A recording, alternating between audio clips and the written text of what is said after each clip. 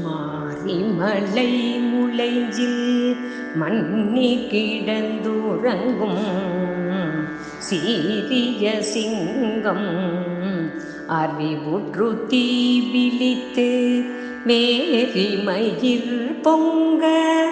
எப்பாடும் பேர்ந்துதறி மூறி நிமிர்ந்து முழங்கி புறப்பட்டு போதருமா போலே நீ பூவை பூவன்னாவும் கோயில் நின்று இங்கனே போந்தருளி கோப்புடைய சீரிய சிங்காசனத்து இருந்து யாம் வந்த காரியம் ஆராய்ந்து அருளேலோரெம்பவாய்.